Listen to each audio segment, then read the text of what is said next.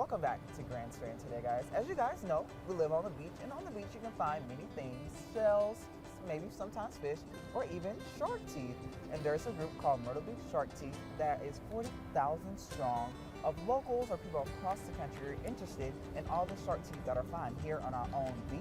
So why not we go out and see if we can find some on our own? If not, then we can talk you through the process of finding some. So joining me now to talk about it is my good friend Charles. He's our local shark teeth enthusiast here in the Grand Strand. Charles, how are you doing today? Pretty good, TJ. Thanks so much for having me. I want to thank you so much for joining us. So before we get into our little discovery treasure hunt of our own, I want to talk about Myrtle Beach Shark Teeth and who you guys are here in the Grand Strand. Absolutely. We're 40,000 strong, as you mentioned.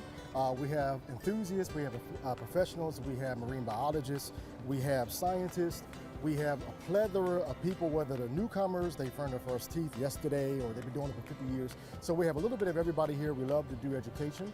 We love to work with the museums and our local attractions here to bring more, push to them. But we love education. What better of a place to be here and learn? So Myrtle Beach is the great place to find all these amazing stuff. So let's walk a little bit through. Sure. If people are wanting to go out and find some shark teeth, what are some things they should know about that, and what should they look out for? Sure. First of all, if they're finding their first shark tooth, which is probably what most will be watching this, the triangular, they can be long, they can be pointed, and I brought some to kind of show you.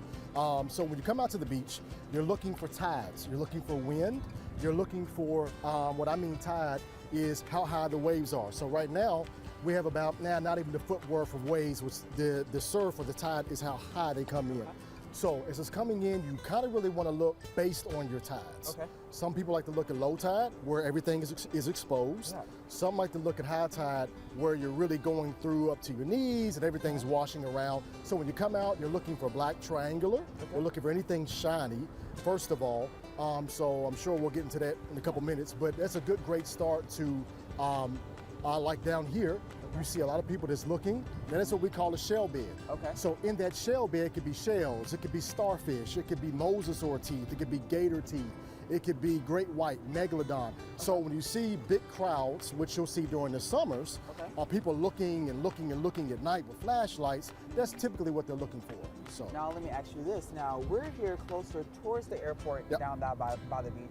Is there any particular area that you think is very prone to have a lot of shark teeth, or is it very scattered? It's very scattered, and from hour to hour, minute to minute, day to day, really changes how you look, where you look. But this is a great point. And on the south part, you look down the beach, you can see here that that's a whole nother shell bed. Okay. So when you see the clusters and even underneath the pier, when you begin to see the shells, that's a great sign. Now, you can come out to the beach and it looks just like this, or you can come out and there's a plethora of shell beds. So really learning the tide, learning where, if we have king tides that comes up to the dunes, that's awfully pretty good, or after storms, like the storm we just had. Typically people are out during those times looking because a lot gets washed up.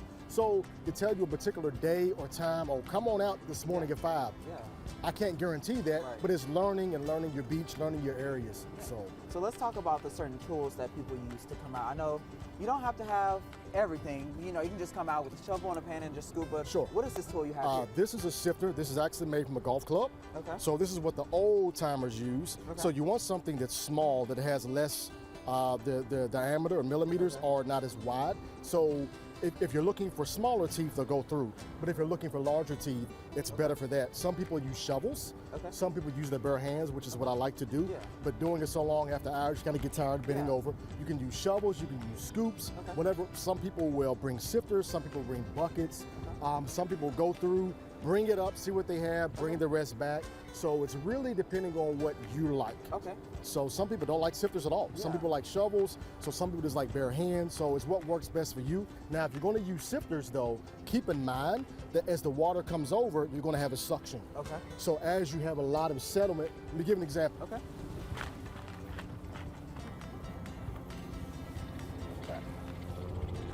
All right. So in this, there's obviously a broken starfish. So if the water was washing over this, let's say this is a shark tooth, keep in mind the water is going to suck that out. So if you're not used to using sifters, what happens is what's in now in your sifter is caught right back out of the wave. So if people are out here and they're using the tools and they find shark teeth, they're excited. What should they do with those teeth? Because I know sometimes things have to be specially taken care of, especially coming out of the ocean. So if people find some shark teeth, what should they do with those? The first question is they're going to know what they have, which is identifying, right? So when you're identified, you have mako, you have bull, you have great white, you have thresher, you have tiger, you have so many different species of sharks that was literally, this was known as a shark lagoon several thousands of years ago, right? So almost every species was found here. So when you find a tooth, you want to, first of all, keep it. Typically people say, well, can you break a tooth? Yes, it was old enough and due to the wear it can break. So here on this beach, you'll find a lot of the following: great white, sand, goblin, tiger, but you want to hold on to those.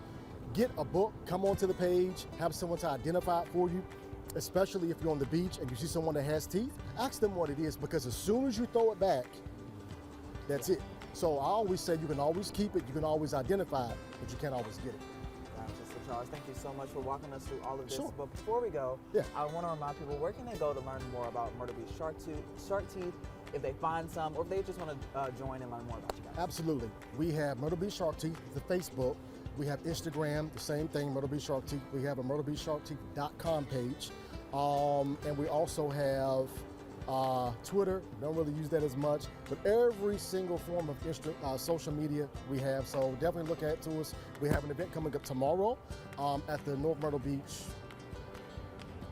Area History Museum.